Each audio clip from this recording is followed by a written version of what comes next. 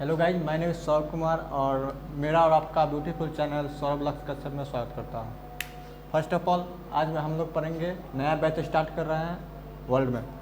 World map में पहले हम जान लेते हैं मैप क्या होता है, what is definition of map.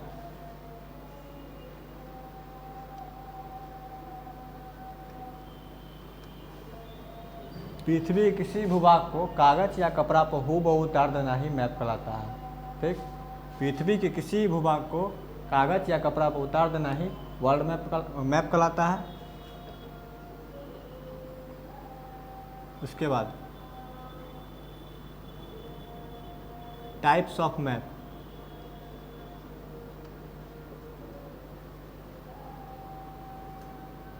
First of all types of map, पहला हो जाएगा political map, thematic map, physical map and blank map. पहला क्या हो जाएगा? Political map. सेकेंड हो जाएगा फिजिकल मैप।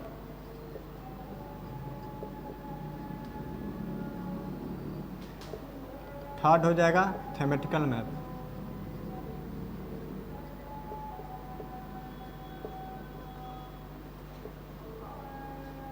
एंड फोर्थ हो जाएगा blank map.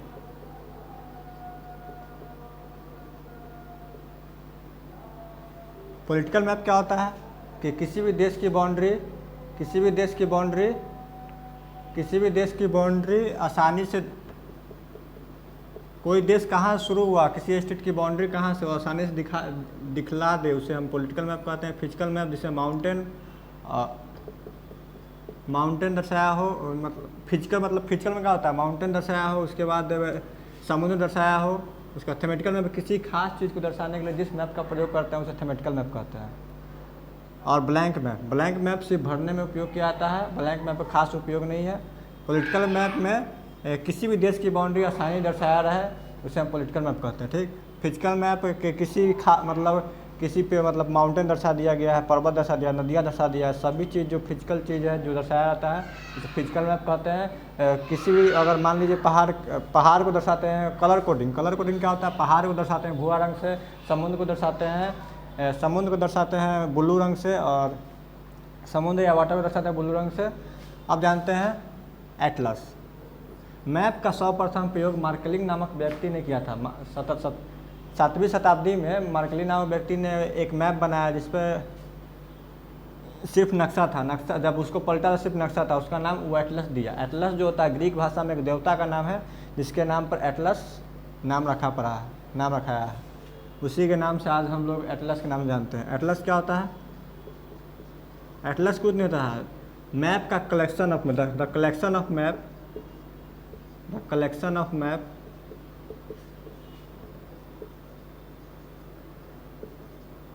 Is called atlas. या एक और भी लिख सकते हैं, द ग्रुप ऑफ मैप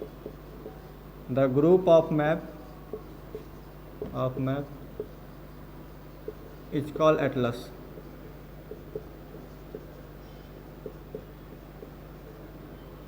क्या हुआ? एटलस का definition, the collection of map is called Atlas. और क्या हो जाएगा? The group of map is called Atlas. यहाँ दो परिभाषा बता दिए हैं। एटलस क्या होता है? मतलब नक्शा के समूह, द ग्रुप ऑफ, यानी ग्रुप मतलब समूह, कलेक्शन ऑफ मैप मतलब नक्शाओं का कलेक्शन, यानी बहुत सारे मैप और एक साथ जोड़ दिया जाए उसे ही एटलस कहते हैं।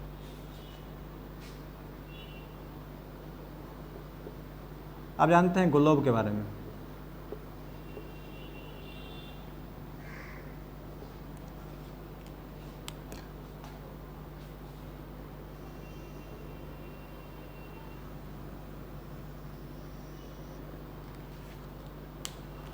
एक ग्लोब होता है, हम लोगों ने एक काल्पनिक रेखा बीचों बीच खींच दिया है जिसे 0 डिग्री कहते हैं, यानी इसी को हम लोग दिए इक्वेटर। इसे हिंदी में हम विषुवत रेखा कहते हैं। पृथ्वी जो है 23.5 डिग्री पर झुकी हुई है, इसलिए 23.5 डिग्री ऊपर की ओर हम रेखा खींच देंगे और 23.5 डिग्री नीचे की ओर।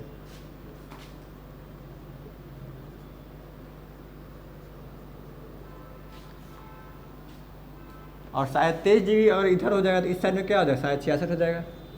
यानी शायद 66 डिग्री ऊपर हम खींच देंगे और नीचे भी खींच देंगे।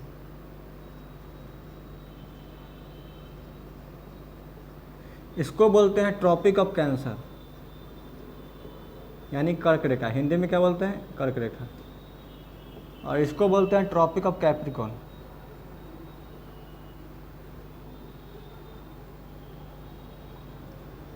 और इसको बोलते हैं अंटार्कटिक, इसको बोलते हैं आर्कटिक।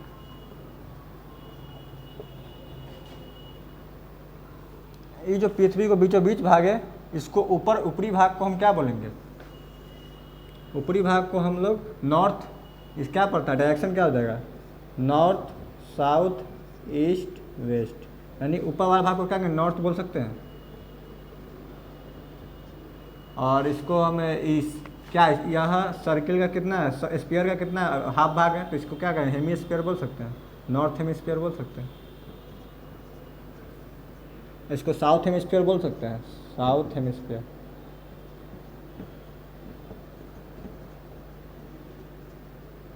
यानी ऊपरी भाग को नॉर्थ हेमिस्फीयर और निचली भाग को साउथ हेमिस्फीयर। इंडिया के टोटली ऊपर नॉर्थ हेमिस्फीयर में है। इंडिया कहाँ पे है, टोटली नॉर्थ हेमिस्फीयर में। नॉर्थ हेमिस्फीयर अच्छा है कि साउथ हेमिस्फीयर अच्छा है, दोनों अच्छा है। नॉर्थ हेमिस्फीयर में स्थल अधिक है और साउथ हेमिस्फीयर में जल अधिक है, ठीक। जितना भी नॉर्थ हेमिस्फीयर में जितना भी देश होता है सब ऊपरे में है, अधिकांश देश तो ऊपर में ही है। इतना समझ में आ गया। मैप क्या होता है, किसी भी मैप क्या होता है, उसके बाद टाइप्स ऑफ मैप पढ़ लिए। टाइप्स ऑफ मैप कितना, political map, physical map, thematic map, blank map. उसके बाद हम लोग यानी atlas the collection of map is called atlas, या group of map is called atlas. उसके बाद क्या पढ़े हम लोग, ग्लोब के बारे में पढ़े। ग्लोब क्या होता है, ग्लोब का हमने एक काल्पनिक नक्शा बना दिया, वर्चुअल मैप बना दिए थे, उसमें 0 डिग्री इक्वेटर, उसके 37 डिग्री पृथ्वी झुकी हुई, यानी इसको ट्रॉपिक ऑफ कैंसर बोलते हैं। 66 डिग्री ऊपर इधर साइड भाग को हो जाएगा, एंगल हो जाएगा, 66 डिग्री हम कर दिए, उसको आर्कटिक बोलते हैं। 37 डिग्री इसको ट्रॉपिक ऑफ कैप्रिकॉर्न बोलते हैं, इसको बोलते हैं 66 डिग्री अंटार्कटिक।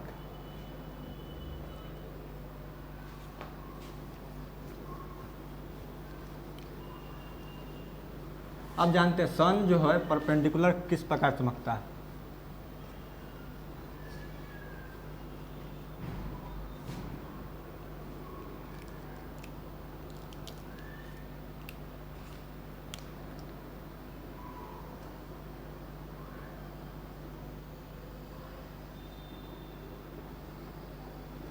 ये क्या बताते हैं, 0 डिग्री, ये 37 डिग्री और ये 66 डिग्री, ये 37 डिग्री, ये 66 डिग्री।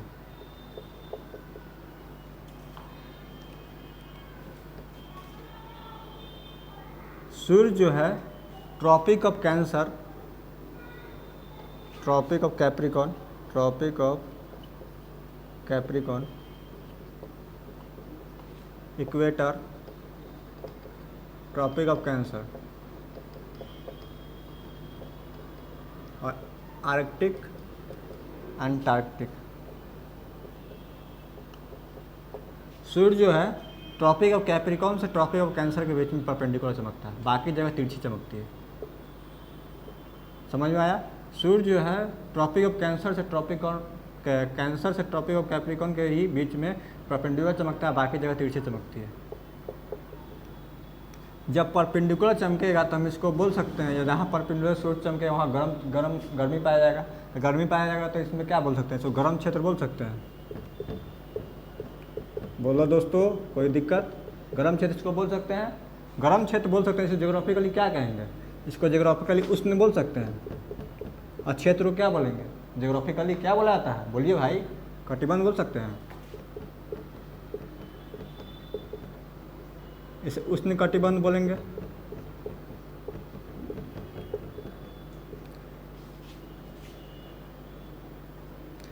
इसको इंग्लिश में बोलते हैं torrid zone, torrid zone. English में क्या बोलेंगे, टोरिड जोन। जैसे ही सन ऊपर आएगा, यहाँ तिरछी किरण पड़ेगी तो इधर गर्मी पड़ेगा, और जैसे ही सन नीचे आएगा तो वहाँ पर क्या हो जाएगा, ठंडा हो जाएगा। तो यह क्षेत्र क्या हो जाएगा, गर्म प्लस ठंडा। गरम प्लस ठंडा। गरम को क्या बोलते हैं? उष्ण बोलते हैं। ठंडा को क्या बोलेंगे? शीत बोलेंगे। तो गरम प्लस ठंडा क्या मिलेगा? शीतोष्ण बोल सकते हैं। बोलो दोस्तों, शीतोष्ण बोल सकते हैं। और इसको कटि क्षेत्र को क्या बोलेंगे? कटिबंध बोल देंगे। इसको इंग्लिश में क्या बोलेंगे बताइए? इंग्लिश में क्या बोलेंगे? टेम्परेट जोन बोलेंगे।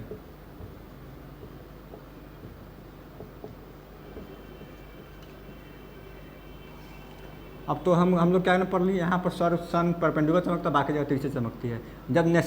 जब सन नीचे आएगा तो यहाँ भी गर्मी पड़ेगा, जैसे सन ऊपर जाएगा तो यहाँ भी ठंडा पड़ेगा। तो सेम ये भी हो जाएगा, क्या हो जाएगा? टेम्परेट जोन हो जाएगा।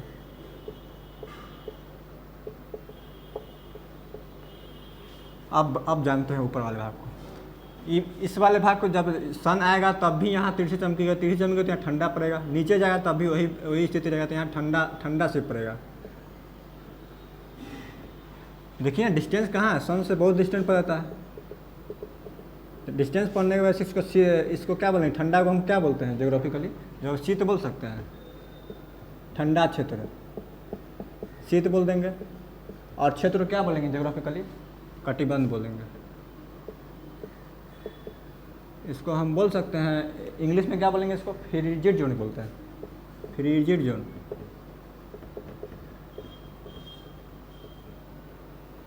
इतना समझ में कोई दिक्कत हो तो कमेंट में जरूर बताइएगा। इसको क्या बोलेंगे? गर्म क्षेत्र बोलेंगे या उष्ण कटिबंध? इसको टोरिड जोन बोलेंगे। इसको टेम्परेट जोन, इसको टेम्परेट जोन और फ्रीजिड जोन। इसको नीचे वाले भाग को स्वयं क्या बोलेंगे? Frigid zone. Frigid zone.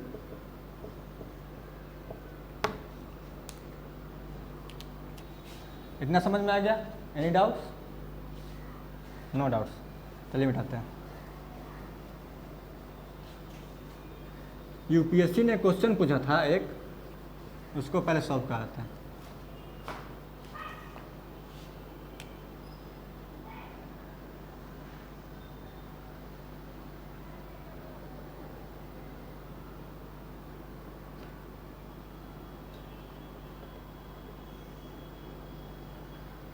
Question ये था कि अफ्रीका जो महाद्वीप है, अफ्रीका जो महाद्वीप है, यहाँ विषुवत रेखा के जो लाइन पर जो विषुवत रेखा रहती है, वहाँ के पत्ती चौड़ी होगी या मोटी होगी या पतली होगी? यानी विषुवत रेखा के पत्ती कैसी होगी? यानी इक्वेटर पर जो पत्ती होगी कैसी होगी? चौड़ी होगी, पतली होगी, कटीला होगी?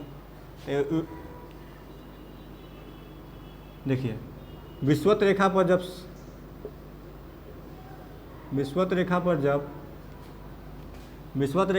सन आएगा, सन परपेंडिकुलर चमकेगा। परपेंडिकुलर चमकने के बाद क्या होगा? परपेंडिकुलर जब चमकेगा तो सन परपेंडिकुलर चमका तो कुछ धरती से जो समुद्र की जल है या किसी भी नदी के जल ऊपर ले जाएगा। ऊपर ले जाने के बाद यह बादल बना लेता है। बादल बना लेने के बाद उसके बाद क्या चाहिए? पौधे को मेनली क्या चाहिए? सन चाहिए।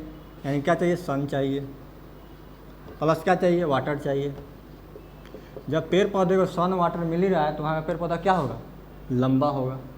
उसके बाद उसकी पत्ती क्या होगी? जब पेड़ पौधा को पानी मिल रहा है, सन की लाइट मिल रहा है तो क्या बड़ा? चौड़ा होगा। यानी इसका यहाँ की पत्ती क्या होगी? चौड़ा होगा।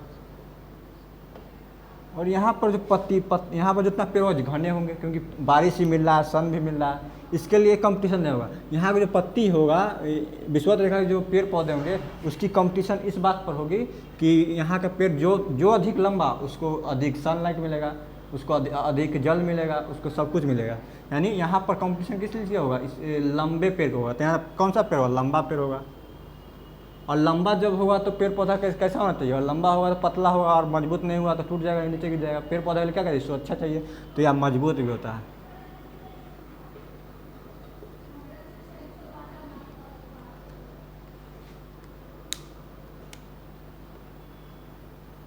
लॉन्ग होगा, स्ट्रॉन्ग होगा, ब्रेथ।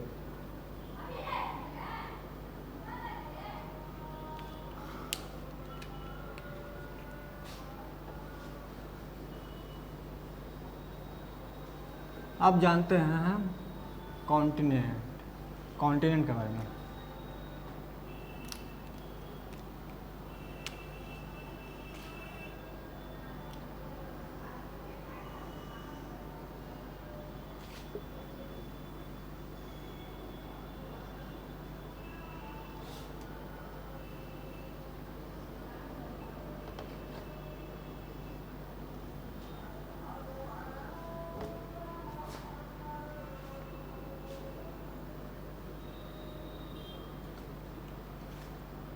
क्या जानेंगे कॉन्टिनेंट के बारे में,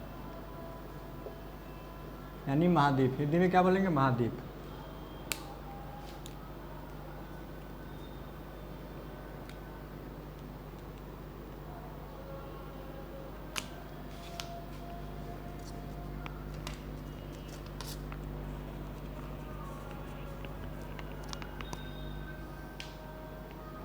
पहला एशिया,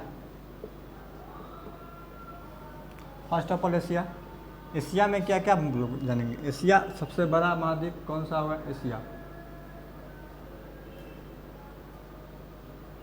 सबसे बड़ा महाद्वीप एशिया।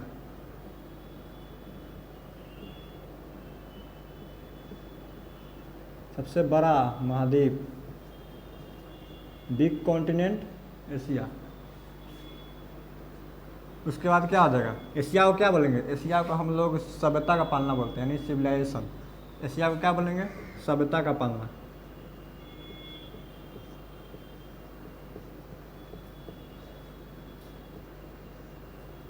यानी सिविलाइजेशन कहाँ से स्टार्ट हुआ, एशिया से स्टार्ट हुआ है। उसके बाद जानते हैं हम लोग अफ्रीका। मानव जाति सब सर्वप्रथम अफ्रीका से ही स्टार्ट हुआ था। मानव जाति की पालना किसे कहेंगे, अफ्रीका को बोलेंगे।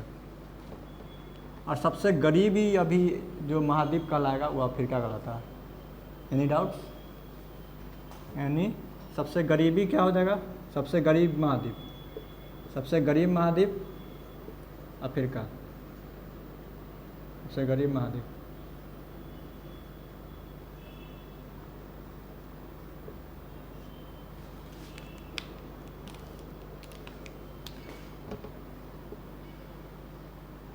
सबसे गरीब महाद्वीप अफ्रीका हो जाएगा। और अफ्रीका को क्या बोलेंगे, मानव जाति का पालना, मानव जाति का पालना। आदि मानव कहाँ से आए थे, अफ्रीका से ही आए थे। हम हिस्ट्री में आपको पढ़ाएंगे मानव जाति का पालना और इस सब के बारे में। यूरोप, यूरोप क्या है, यूरोप सबसे डेवलपमेंट में कौन आता है, यूरोप आता है। सबसे डेवलपमेंट यूरोप।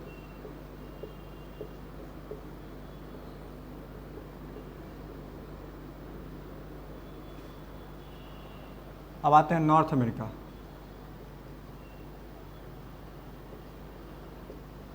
नॉर्थ अमेरिका क्या खासियत होगा, नॉर्थ अमेरिका में जितना भी देश है वो समुद्र किनारे है। यानी जितना भी वहाँ देश है नॉर्थ अमेरिका में, Canada, USA, Mexico, Guatemala, Belize, El Salvador, Honduras, Costa Rica, Panama, Nicaragua, उसके बाद Cuba, Haiti, Jamaica, Dominican Republic, Bahamas, Trinidad and Tobago. जितने भी देश है नॉर्थ अमेरिका में और सभी जो है समुद्र के किनारे है। समुद्र के किनारे सभी देश, सभी देश समुद्र किनारे।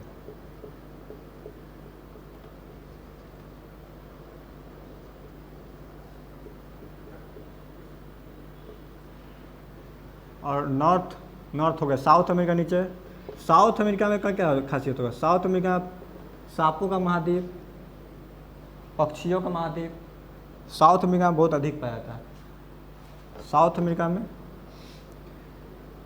सांपों का महाद्वीप, स्नेकों का महाद्वीप, स्नेक एंड बर्ड्स। सांपों का महाद्वीप और पक्षियों का महाद्वीप किसे कहेंगे, साउथ अमेरिका को। एशिया को क्या बोलेंगे, सबसे बड़ा महाद्वीप है, सभ्यता का पालना करते हैं। अफ्रीका को क्या बोलेंगे, सबसे गरीब महाद्वीप में आता है। उसके बाद इसे मानव जाति का पालना भी करते हैं। तो यूरोप को क्या बोलेंगे, सबसे डेवलपमेंट में यूरोप आता है। उसके बाद नॉर्थ अमेरिका क्या होता है, सभी देश जो है समुद्र किनारे, सभी देश क्या हुआ, समुद्र किनारे हैं। उसके बाद साउथ अमेरिका क्या है, सांपों का महाद्वीप एंड पक्षियों का महाद्वीप। अंडरस्टैंड। अब जानते हैं अंटार्कटिका।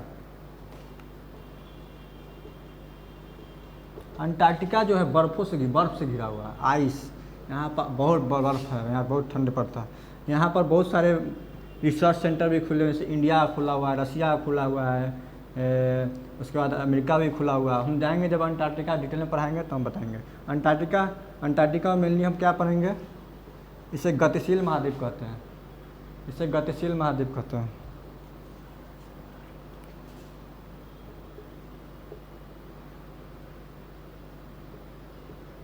यानी मूविंग कॉन्टिनेंट बोलेंगे, क्या बोलेंगे, मूविंग कॉन्टिनेंट, मूविंग कॉन्टिनेंट। इसे एक क्या बोलेंगे, मूविंग कॉन्टिनेंट बोलेंगे। और इसे सफ़ेद महाद्वीप भी बोलते हैं, यानी वाइट कॉन्टिनेंट भी इसे बोलते हैं, वाइट कॉन्टिनेंट। इसे क्या बोलेंगे, गतिशील महाद्वीप, वाइट कॉन्टिनेंट। अब जानते हैं ओशिनिया, ऑस्ट्रेलिया के जितने भी देश इधर साइड में पड़ते हैं उसे ओशिनिया कहते हैं, ओशिनिया।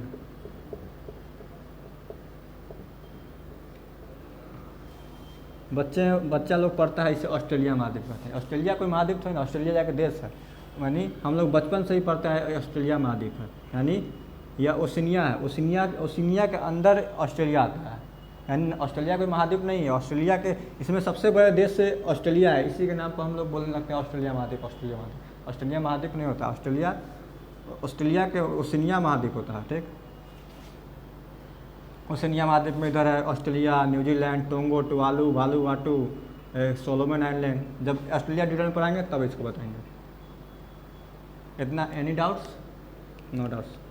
चलिए मिटाते हैं।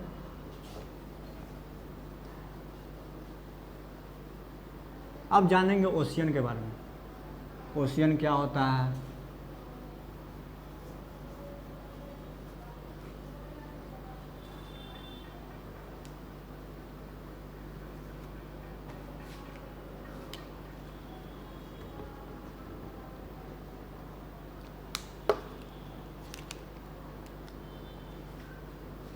ओशियन जो होता है, फर्स्ट ओशियन है पैसिफिक ओशियन।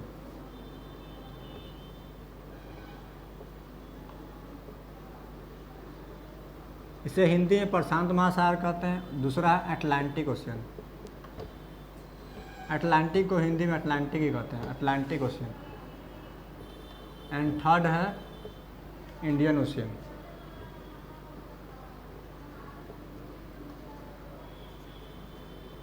अब फोर्थ है आर्कटिक ओशियन। फोर्थ क्या है, आर्कटिक ओशियन।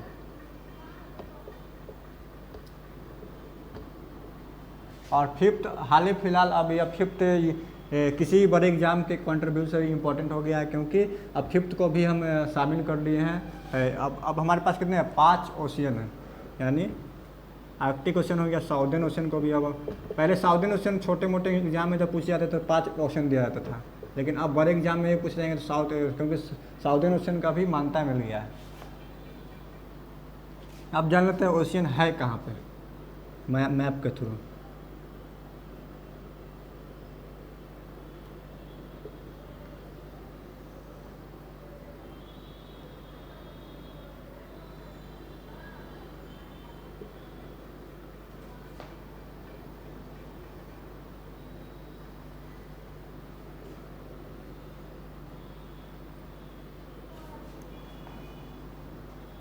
पैसिफिक ओशन इस साइड में, पैसिफिक ओशन किस साइड में है, इस साइड में।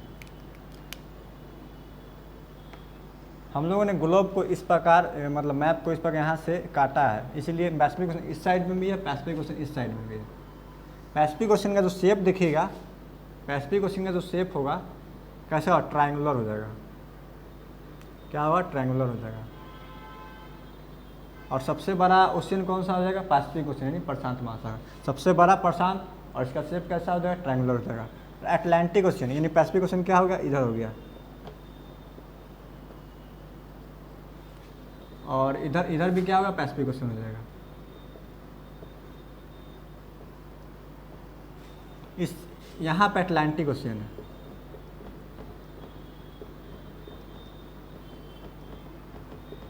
अटलांटिक ओशन का जो शेप देखिएगा वो इस आकार का है, देख रहे हैं, इस आकार का। अटलांटिक ओशन का क्या शेप हो जाएगा, इस आकार का। और इंडियन ओशन यहाँ पे, पहला ओशियन जिसके किसी का नाम इंडिया का किसी देश के आधार पर नाम रखा है, पहला ओशियन इसे इंडियन ओशन का। उसके बाद नीचे में है साउदर्न ओशन, कुछ भाग पैसिफिक ओशन का, कुछ भाग अटलांटिक ओशन का, कुछ भाग इंडियन ओशन का, कुछ भाग इस साइड का पैसिफिक ओशन का। काट कर क्या नाम दे दिया, साउदर्न ओशन दे दिया।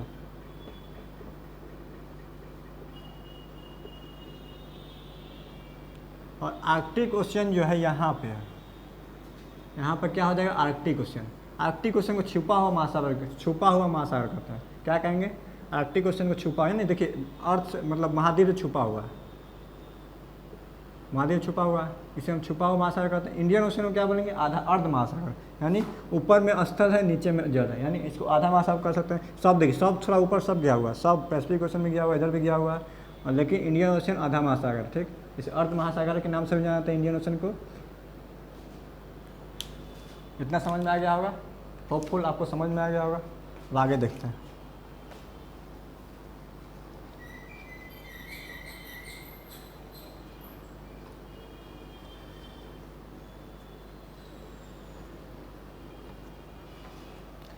यानी पैसिफिक ओशन का नाम जानना तो थोड़ा सा लिख देते हैं। पैसिफिक ओशन, पैसिफिक ओशन का शेप कैसा है, शेप ट्रायंगुलर है।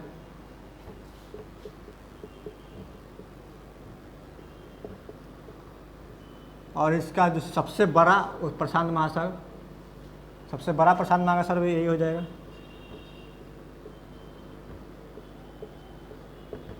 सबसे बड़ा ओशियन, सबसे बड़ा ओशियन। दूसरा अटलांटिक ओशन।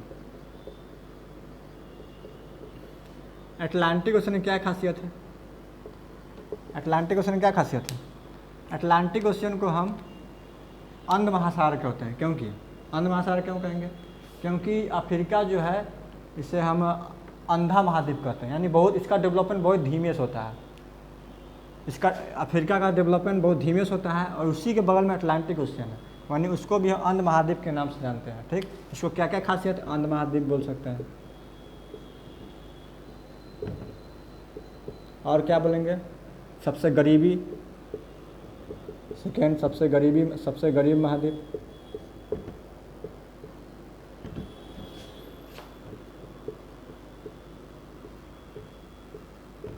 और थर्ड क्या बोलेंगे, मानव जाति का पालना, यानी सबसे पहले मानव अफ्रीका महाद्वीप से ही स्टार्ट हुए थे, अफ्रीका से आए एशिया, एशिया से फैलते गए, ठीक। इसे हम मानव जाति का पालना भी कहते हैं, मानव जाति का पालना। क्या बोलेंगे, मानव जाति का पालना। अब जानते हैं थर्ड क्या है, इंडियन ओशियन।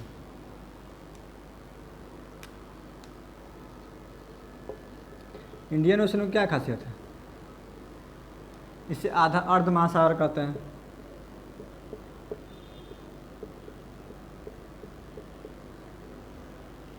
उसके बाद जानते हैं आर्कटिक ओशन।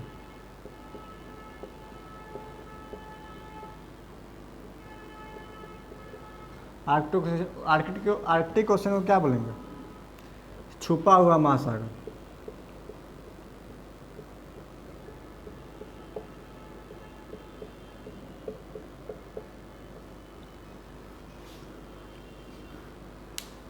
इतना समझ में आ गया होगा। अब बताना है हमको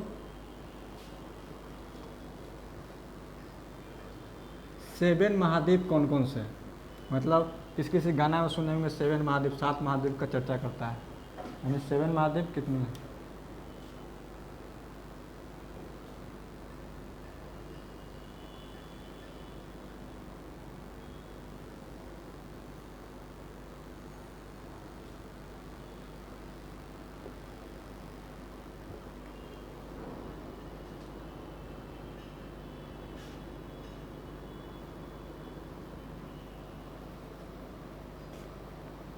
सेवन महाद्वीप कौन हुआ, इसको क्या बोलेंगे, पैसिफिक ओशन बोलेंगे, इसको अटलांटिक,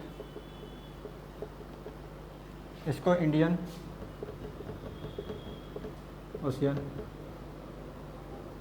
इसको साउदर्न ओशियन, और इसको बोलेंगे आर्कटिक ओशियन। इधर एक पैसिफिक हो जाएगा। यानी पैसिफिक को हम लोगों ने दो भागों में बांट दिया। ये इक्वेटर है, ऊपर वाले भाग को नॉर्थ बोलते हैं, नीचे वाले भाग को साउथ बोलेंगे।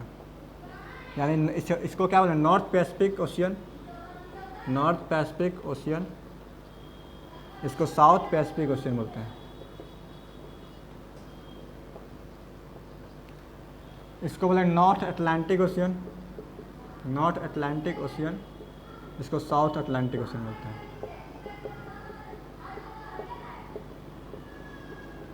यानी कितने हो गया, फर्स्ट ये हो गया, सेकेंड हो गया, थर्ड हो गया, फोर्थ हो गया, फिफ्थ हो गया, सिक्स्थ हो गया, सेवन हो गया, 7 महासागर हो गया।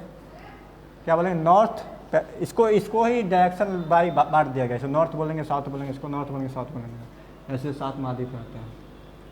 Understand? Any doubts? No doubts.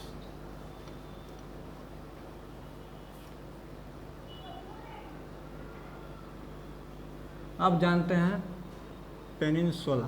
Peninsula क्या होता है? पेनिनसुला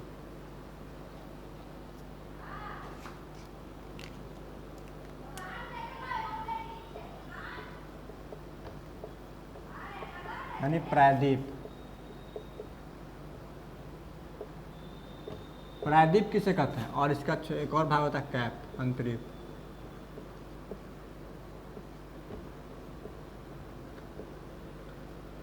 प्रायद्वीप क्या होता है? पेनिनसुला क्या होता है?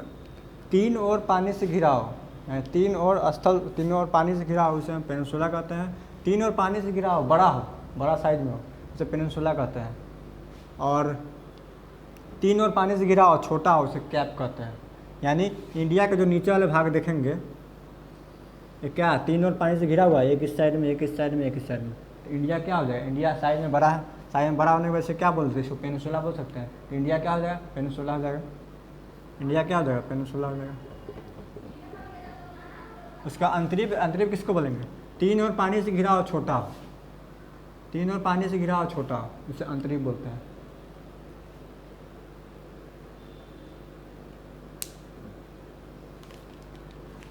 अब जानते हैं सब कॉन्टिनेंट के बारे में,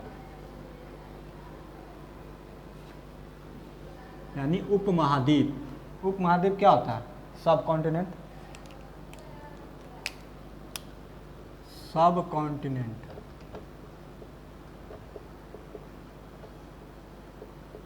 सब कॉन्टिनेंट क्या होता है? किसी महाद्वीप का वह हिस्सा जो पहाड़ों से कट जाता है, उसे सब कॉन्टिनेंट कहते हैं। सब याद करने वाली चीज़ है। किसी महाद्वीप का वह हिस्सा जो पहाड़ों से कट जाता है, उसे सब कॉन्टिनेंट कहते हैं। किसी महाद्वीप का वह हिस्सा जो पहाड़ों से कट जाता है, उसे सब कॉन्टिनेंट कहते हैं। जैसे इंडिया में देखिए, इंडिया का हम मैप बनाते हैं,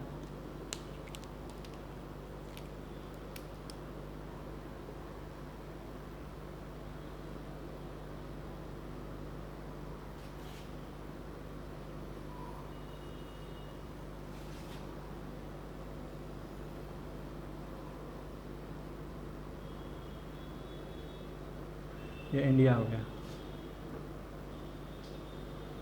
ये पाकिस्तान, नेपाल, भूटान, बांग्लादेश। यहाँ पर एक माउंटेन है। अब पूछे कौन सा माउंटेन है भाई? यहाँ भी माउंटेन है, और यहाँ भी माउंटेन है। देख रहे हैं? किसी महाद्वीप का वह हिस्सा जो पहाड़ों से कट जाएगा, क्या हम बोले डिफिनेशन में? महाद्वीप का वह हिस्सा जो पहाड़ों से कट जाता है। यानी ये जो माउंटेन है, हिंदुकुश माउंटेन है, हिंदुकुश, हिंदुकुश माउंटेन, यानी हिंदुकुश माउंटेन।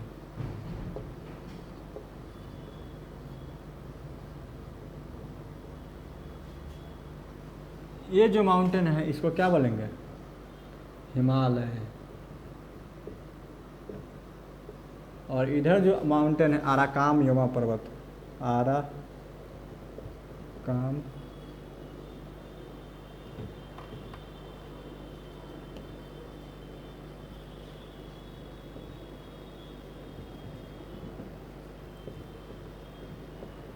अराकाम यमा पर्वत।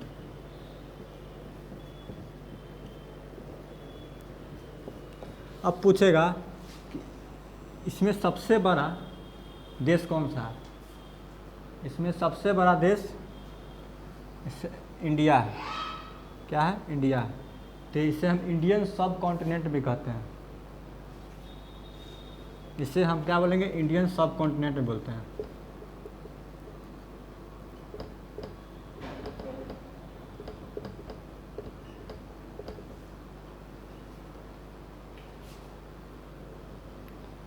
इससे हम क्या बोलेंगे? इंडियन सब कॉन्टिनेंट। इंडियन सब कॉन्टिनेंट में कितने देश आएंगे? अब पूछे इंडियन सब कॉन्टिनेंट में कितने देश थे? एक इंडिया है, एक पाकिस्तान है, एक नेपाल है, एक भूटान है और एक बांग्लादेश है। इंडियन सब कॉन्टिनेंट में कितने देश? पहला पाकिस्तान, इंडिया, नेपाल, भूटान, बांग्लादेश। कभी कभी ऑप्शन में रहता है श्रीलंका, यानी श्रीलंका इंडियन सब कॉन्टिनेंट में नहीं आता है। यानी पूछेगा क्वेश्चन में इंडियन सब कॉन्टिनेंट में देश दे लिखा रहेगा पाकिस्तान, नेपाल, इंडिया, भूटान, बांग्लादेश और श्रीलंका। तो कौन सा देश नहीं होगा? श्रीलंका नहीं होगा। इतना समझ में आ गया होगा सब कॉन्टिनेंट क्या होता है।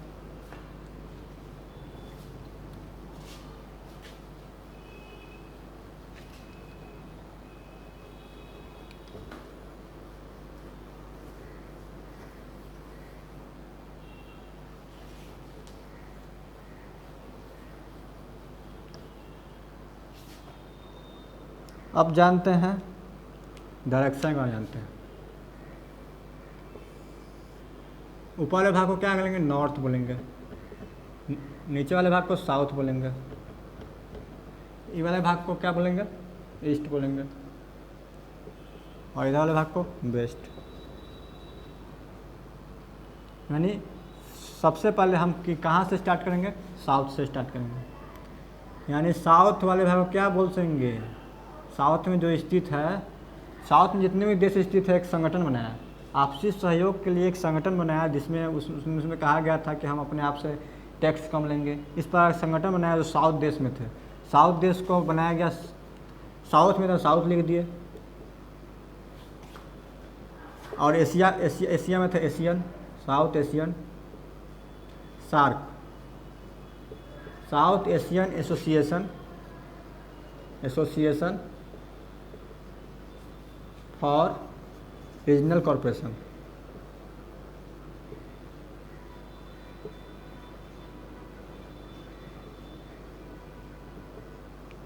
क्या बनेगा? सार्क। यानी अब हम लोग सार्क के बारे में पढ़ेंगे।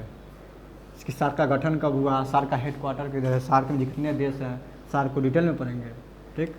सार्क साउथ में स्थित होने वाले देश को सार्क कहते हैं, क्योंकि सार्क यहाँ पर एक सार्क देशों ने, साउथ एशियन नेशन ने एक संगठन बनाया है कि हम आपसी सहयोग के लिए एक टैक्स कम लेंगे। जितने भी किसी भी प्रकार के प्रॉब्लम को आपसी बैठकर हम लोग इसको सुलझाएंगे। और सार्क के बारे में जानते हैं। ठीक।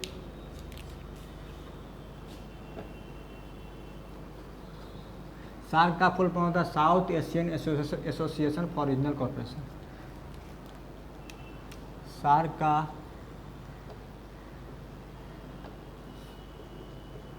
का फुल फॉर्म क्या होता है? South Asian Association for Regional Corporation, for Regional corporation.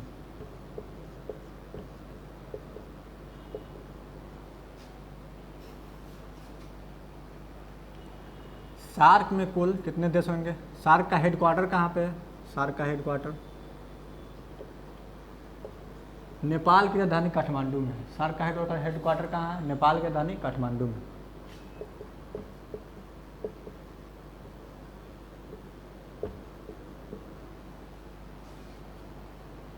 अब सार्क के बात हो जानते हैं।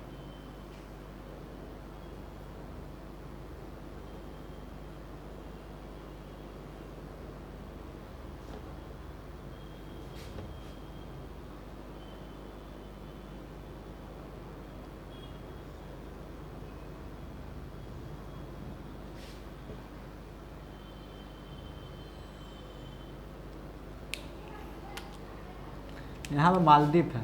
क्या है? मालदीव। मालदीव की राजधानी क्या है? माले है। श्रीलंका श्री जयवर्धनपुरम, इसकी राजधानी भी क्या है? पहले राजधानी थी अनुराधापुर, उसके बाद हो गई कैडी, कैडी के बाद क्या हो गया? कोलंबो, कोलंबो के बाद अब वर्तमान में क्या राजधानी है? श्री जयवर्धनपुर। अभी श्रीलंका कर्ज के जाल में फंस चुका है। यह इसका हमनटोटा बंदरगाह चाइना 99 साल के लिए लीज पर ले लिया है। श्रीलंका बर्बाद हो चुका है। जिस प्रकार पाकिस्तान बर्बाद होने वाला है, इस प्रकार श्रीलंका बर्बाद हो चुका है। अभी हाल फिलहाल चाइना का जो जहाज़ है यहाँ पर डॉक करने वाला था, इंडिया के मना करने के बावजूद भी चाइना ने, श्रीलंका ने हमनटोटा बंदरगाह पर उनके जहाज, जासूस जहाज को डॉक करने का परमिशन दे दिया है। जानते हैं श्रीलंका। ये लोग, ये सब करंट अफेयर का टॉपिक है, ये सब अलग से हम करंट अफेयर डालेंगे कभी कभी। ये पाकिस्तान और ये ये सॉरी अफगानिस्तान।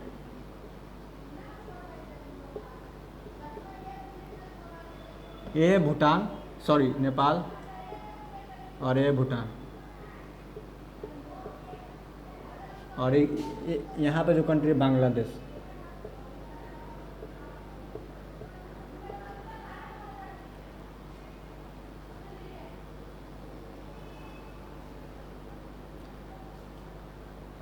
इसका गठन जो होता है 1985 में हुआ था।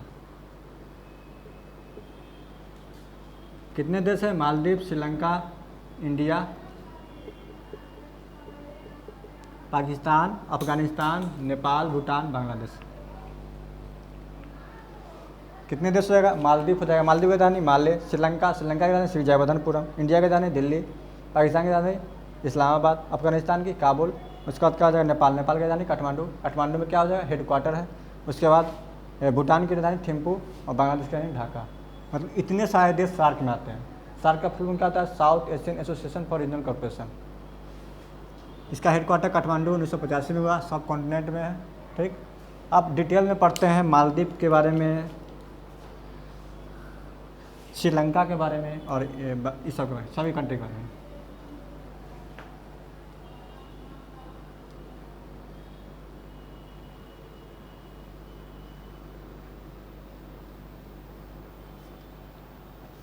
मालदीव जो है द्वीपों में बटा हुआ है। मालदीव क्या है? द्वीपों में बटा हुआ है। इसकी जो इकोनॉमी है टूरिज्म पर डिपेंड करता है, यानी यहाँ पर टूरिस्ट आते हैं तो इसका इकोनॉमी चलता है, अन्यथा इसका इकोनॉमी ठप पड़ जाएगा। और मालदीव जो होता है, अगर अटलांटिक ओशन का मतलब बर्फ अगर पिघलेगा तो मालदीव सबसे पहला देश डूबने वाला होगा। ठीक, इसकी राजधानी क्या हो जाएगा? माले। मालदीव की राजधानी माले। या इसका जो इकोनॉमी है, इकोनॉमी बेस्ड किस पर है? इकोनॉमी बेस्ड टूरिज्म पे।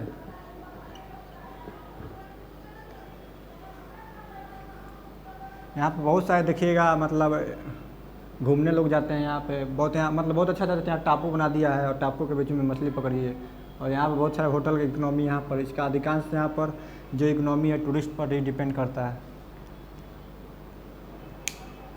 मालदीव के बारे में इतना ही जानना था। मालदीव, और इसका जो ऊंचाई है मात्र 1.5 मीटर ऊंचा है। समुद्र तल से कितना मतलब 1.5 मीटर ऊंचा है, 1.5 मीटर हाइट पे है।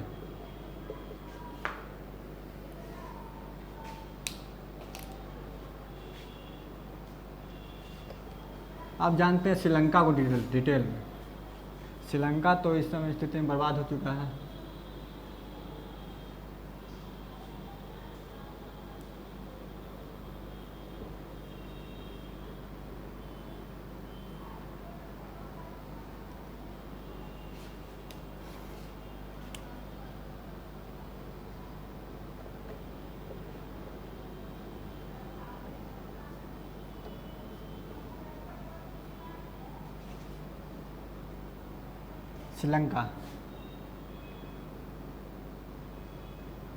श्रीलंका का जो आकार है वो आंसू की तरह है। श्रीलंका का क्या है? श्रीलंका का जो आकार है वो आंसू की तरह है, आंसुओं की तरह आकार है, आंसू की तरह शेप।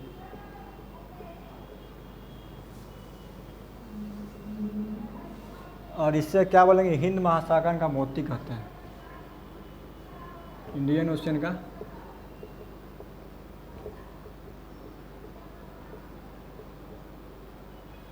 हिंद महासागर का मोती कहते हैं।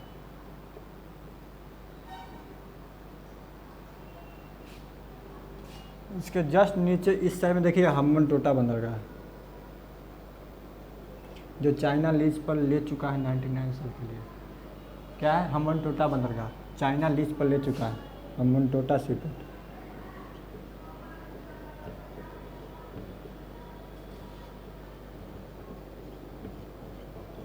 हम्बनटोटा बंदरगाह हिंदी में क्या बोलेंगे? हम्बनटोटा बंदरगाह।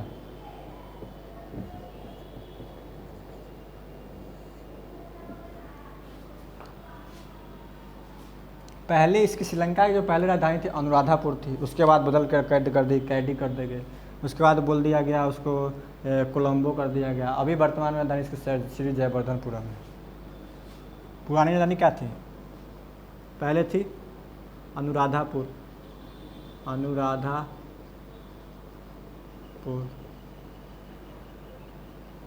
Old capital.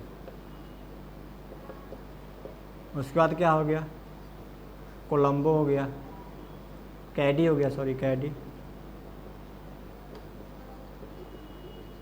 उसके बाद क्या हो गया? कोलंबो हो गया।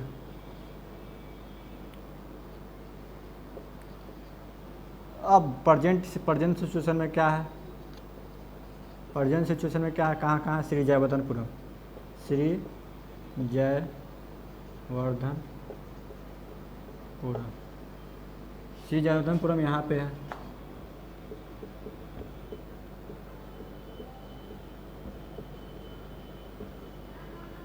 कैडी कोलंबो, कैडी कोलंबो,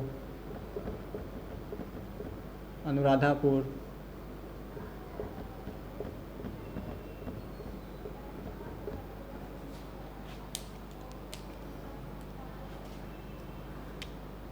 इसके सबसे ऊपरी भाग को पॉइंट पेड्रो कहते हैं। क्या बोलेंगे? Point Pedro.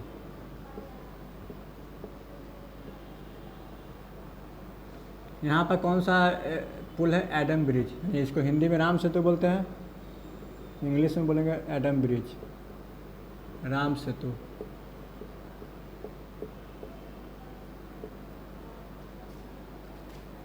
इसके बीचों बीच कौन सा पास है? एलिफेंटा पास है।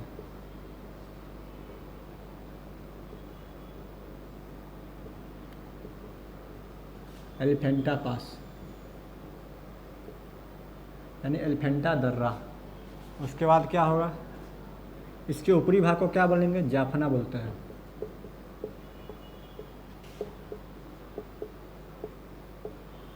इस यहाँ की सबसे लंबी नदी जो है, यहाँ की जो सबसे लंबी नदी है महाबेली गंगा है।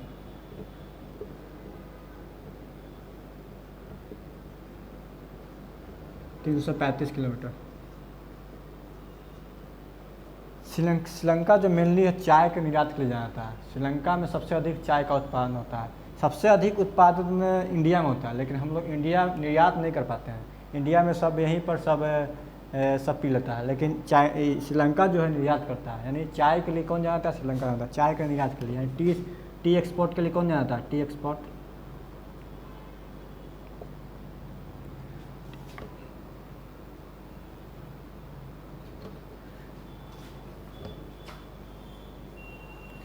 क्या क्या खासियत है इसकी? सबसे ऊपरी भाग को, ऊपरी जो पुल है उसको क्या एडम ब्रिज कहते हैं। इसके सबसे ऊपरी बिंदु क्या बोलेंगे? Point Pedro. ऊपरी भाग को क्या बोलेंगे? जाफना बोलेंगे। इसे इंडियन ओशन का मोती भी कहते हैं। इसको क्या बोलेंगे? आंसू, या इसका शेप जो है आंसू के आकार का है। उसके बाद क्या बोलेंगे? यहाँ पे बीचों बीच एलिफेंटा पास है। उसके बाद महाबेली गंगा है। महाबेली गंगा क्या है? महाबेली गंगा के 335 किलोमीटर है। नीचे में हम्बनटोटा बंदरगाह जो चाइना लीज पर ले चुका है 99 साल के लिए। यहीं पर अभी हाल फिलहाल में चाइना का जहाज़ डॉक किया है, इंडिया के कहने के बावजूद भी। और यहाँ पे क्या है? चाय के निर्यात के लिए जाना जाता है। उसका इसके बाद श्री जयवर्धनपुर सबसे पुरानी नदी अनुराधापुर थी। उसके बाद कैडी हो गई, उसके बाद कोलंबो हो गई, उसके बाद अब क्या है? श्री जयवर्धनपुरम। इसकी राजधानी हमेशा बदलती रहती है। उसके बाद अनुराधापुर, उसके बाद कोलंबो हुआ, कैडी हुआ। उसका इतना समझ में आ गया होगा। अब बताते हैं LTT क्या है। Liberation tigers of Tamil Nadu, LTT समस्या। जब कोल्ड वॉर ख़त्म हुआ, जब कोल्ड वॉर स्टार्ट नहीं, जब सेकेंड वर्ल्ड वॉर ख़त्म हुआ तो मतलब कोल्ड वॉर स्टार्ट हो गया। जब सेकेंड वर्ल्ड वॉर ख़त्म हुआ तो यह कोल्ड वॉर स्टार्ट हो गया। कोल्ड वॉर स्टार्ट होने की वजह से रसिया ने कहा कि हम आगे, तो अमेरिका कहा हम आगे। तो रसिया मतलब अमेरिका यहाँ पे, रसिया जो है ऊपरी भाग से वह ठंड के प्रदेश में ऊपर से नहीं जा सकता था, लेकिन इसे जब भी युद्ध लड़ना होता था तो यह अंडमान होते हुए मतलब मलक्का की खाड़ी होते हुए अंडमान होते हुए अमेरिका के पास जाता था। तो यहाँ पर अमेरिका ने सोचा कि श्रीलंका के पास जाकर उसने सोचा कि यहाँ पर क्यों ना हम इसके हम्बनटोटा बंदरगाह को लीज पर लेते हैं। तो हम्बनटोटा का मतलब श्रीलंका में बहुत इन्वेस्ट किया अमेरिका। जब श्रीलंका ने पूछा कि हम पर काहे इन्वेस्ट कर रहे हो, तो इन्वेस्ट करने का वो कहा कि हम्बनटोटा बंदरगाह हम कुछ साल के लीज पर दे दो, हम इसका भाड़ा भी देंगे, सब कुछ देंगे।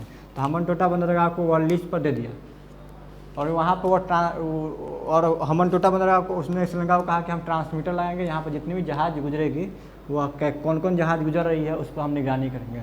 तो हम्बनटोटा बंदरगाह लीज पे दे दिया। तो जब यह रसिया को खबर पहुँचा तो रसिया ने कहा कि हम्बनटोटा बंदरगाह किस लिए दिया था, हम्बनटोटा बंदरगाह से इंडिया मतलब वहाँ अमेरिका को भगाओ। तो वह इंडिया के पास आया था। इंडिया ने कहा कि इंडिया ने जब उस समय इंदिरा गांधी सरकार थी तो इंडिया ने कहा कि वह एलटीटी मतलब यहाँ पे हम्बनटोटा बंदरगाह से अमेरिका को भगाओ। तो अमेरिका जब श्रीलंका में यहाँ पर नीचे जो है नीचे इस वाले भाग को तमिलनाडु से बहुत परेशान, यहाँ तमिलनाडु की जनसंख्या अधिक है, तमिलनाडु के लोग बहुत सारे रहते हैं, तमिल लोग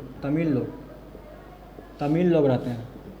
तमिल लोग रहने की वजह से यहाँ पर यह हमेशा कहता था ऊपरी भाग को स्वतंत्र करो, यानी श्रीलंका ऊपरी भाग को तुम स्वतंत्र करो, लेकिन यह स्वतंत्र नहीं किया। तो यहाँ पर उग्रवादियों ने यहाँ पर क्या किया, हमला कर दिया। और ये पहली एलटीटी आतंकवाद था जिसके पास अपनी वायुसेना थी, अपनी जहाज़ थी, अपनी सब कुछ थी, पहली आतंकवादी था। और इस पर इंडिया ने चुप्पी मार ली। इंडिया ने इस पर कोई श्रीलंका को कुछ नहीं कहा और इसको लड़ने दिया। जब एलटीटी वाले लड़ रहे थे तो लगभग 2-3 साल तक युद्ध चला। जब एलटीटी वाले यहाँ बहुत मार काट बना चुके थे तो तब श्रीलंका ने कहा कि इंडिया से तुम क्यों शांत हो। तो श्रीलंका ने कहा कि तुम यहाँ से अमेरिका को भगाओ, तब एलटीटी वाले शांत हो जाएंगे। इसको हम फुल फॉर्म करते हैं liberation tigers of Tamil Nadu, liberation tigers of Tamil Nadu. उसके बाद यहाँ से अमेरिका को भागना पड़ा। अमेरिका जब यहाँ से भाग गया तो उसने सोचा कि हम क्यों ना नेपाल जो है 3 और इंडिया से घिरा हो, 1 और चाइना से घिरा हो। नेपाल के बीच एक बंदरगाह है, वो उसने पहले वहाँ पर शोध किया कि वहाँ पर क्या क्या कमी है। पहले वहाँ पर आग की समस्या बहुत है, वहाँ पर ऊंची पर्वत को होने की वजह से वहाँ आग की समस्या बहुत देखने को मिलती है। तो आग की समस्या वहाँ से बहुत अच्छे से डॉक्टर भेजा अमेरिका। जब डॉक्टर भेजा तो नेपाल ने पूछा कि हमारे पास इतना मदद क्यों कर रहे हैं। तो अमेरिका ने कहा कि हमें एक सीपोर्ट बनाने के दे दीजिए, जो हम आपको पैसा भी देंगे और अब डेवलप भी कर देंगे। तो यहाँ पर उसने यहाँ पर जहाज़ उतारने के लिए एक हवाई अड्डा दे दिया। हवाई अड्डा जब दे दिया तो यहाँ पर क्या उस समय चाइना में सरकार थी माओवादी, माओ सेतु की सरकार थी, माओ सेतु की सरकार थी। माओ सेतु ने यहाँ पर जिस प्रकार इंडिया ने घुसाया था एलटीटी वाले लिबरेशन टाइगर्स ऑफ तमिल, उसी प्रकार उसने एक माओवादी ग्रुप बना के माओवादी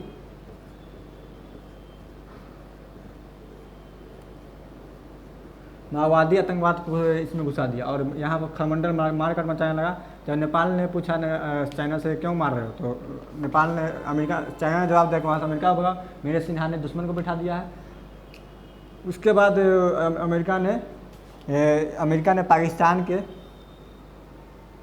जो पीओके वाले भाग है, पाक ऑक्युपाइड कश्मीर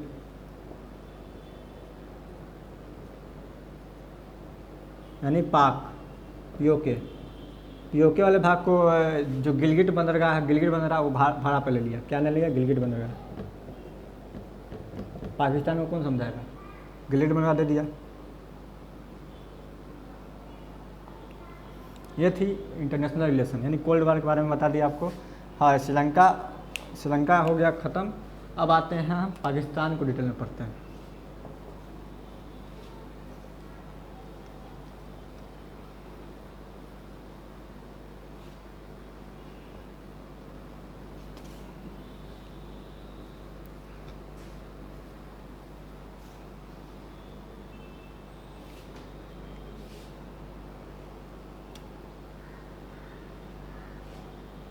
पाकिस्तान।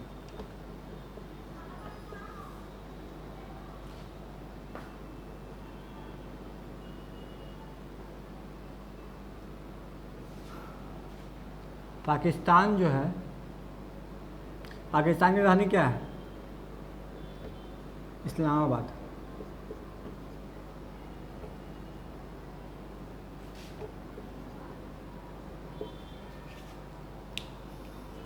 इसके जस्ट इस साइड में देखिए कराची बंदरगाह है, कराची, कराची सी पोर्ट।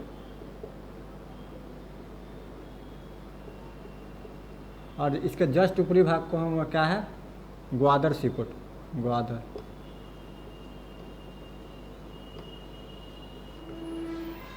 पाकिस्तान जो है मेनली 4 स्टेट में बटा हुआ है। मेनली जो है पीओके अगर छोड़ दिया जाए तो, पीओके तो हम लोग का है, तो मेनली जो पीओके सबसे बड़ा जो स्टेट है वो बलूचिस्तान है। बलूचिस्तान जो है पाकिस्तान में रहना ही नहीं चाहता। बलूचिस्तान अपने आप को स्वतंत्र देश के लिए हमेशा लड़ते रहता है। वहाँ पर हमेशा न्यूज़ में सुनते हूँ कि चाइना इंजीनियर पर हमला कर दिया है। चाइना के लिए अलग जो इंजीनियर जाते हैं वहाँ के अलग, वहाँ पुलिस, पाकिस्तानी पुलिस उसको सेव करती है या आर्मी उसको सेव करता है। यहाँ बलूचिस्तान है।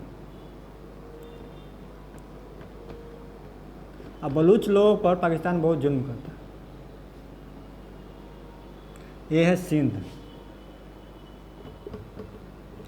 सिंध जो है मेनली खेती के लिए जाना जाता है। सिंध में अच्छी खासी खेती हो जाती है। और ये है पंजाब।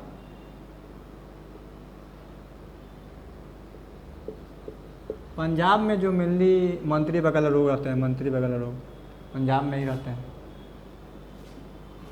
इसके जस्ट ऊपर भाग को हम खैबर पख्तूनख्वा कहते हैं। खैबर पख्तूनख्वा जो है आतंकवाद पीड़ित है, बहुत आतंकवाद भरे पड़े हैं यहाँ पे, खैबर पख्तूनख्वा।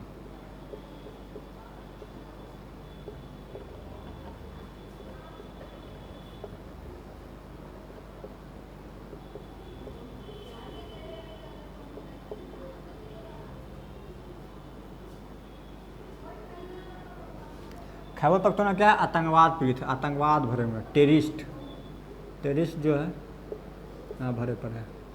बलूचिस्तान सबसे बड़ा स्टेट है। बलूच लोग अपने आप को कहता है कि हम रहना ही नहीं चाहते हैं।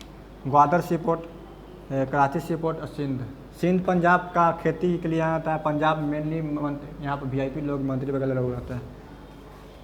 अब जानते हैं माउंटेन के बारे में।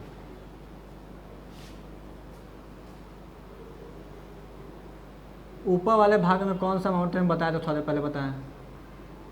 यहाँ पर हिंदुकुश माउंटेन,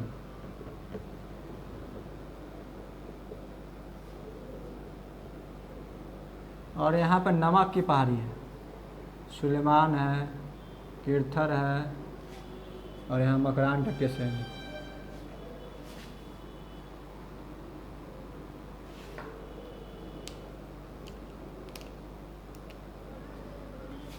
क्या है, नमक, साल्ट रेंज,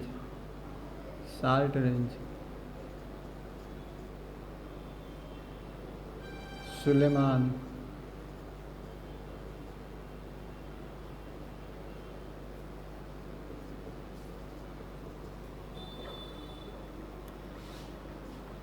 और कीर्थर रेंज।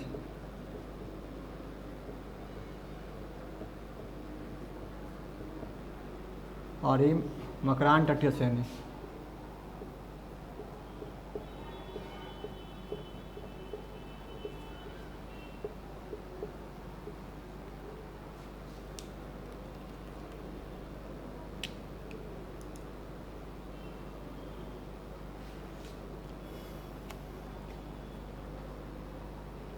सुलेमान और कीर्थर पहाड़ियों के बीच 7000 ईस्वी पूर्व, 7000 BC मेहरगढ़ जगह का नाम है, मेहरगढ़।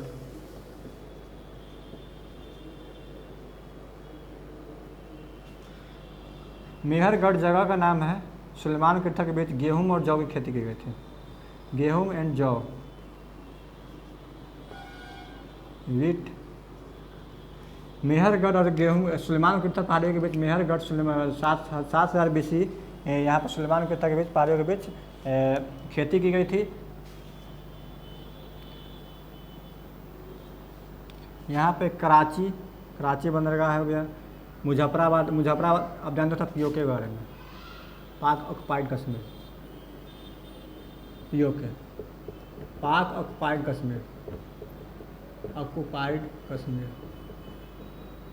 पाक ऑक्युपाइड कश्मीर तीन स्टेट में बांटा हुआ है।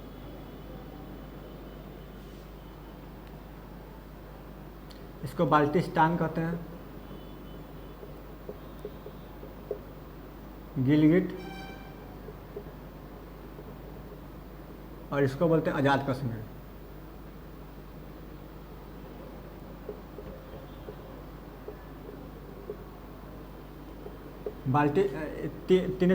तीनों की साझी राजधानी मुजफ्फराबाद है। क्या राजधानी? मुजफ्फराबाद। और इसके जस्ट ऊपर में एक, मतलब इस्लामाबाद के जस्ट ऊपर में कौन सा है? यहाँ पे है दुनिया की सबसे पुरानी यूनिवर्सिटी तक्षशिला। तक्षशिला यूनिवर्सिटी कहाँ पे है? पाकिस्तान में। उसके बाद इस्लामाबाद उसकी राजधानी है, पंजाब मंत्री वगैरह लोग रहते हैं। यहाँ पर जस्ट ऊपर अहोटाबाद, अहोटाबाद में, अहोटाबाद लादेन मारा गया था, लादेन। कौन मारा गया? लादेन मारा गया। पाकिस्तान मेनली जो एक्सपोर्ट करता है मसालों के लिए जाना जाता है, मसालों का एक्सपोर्ट अच्छा खासा करता है पाकिस्तान।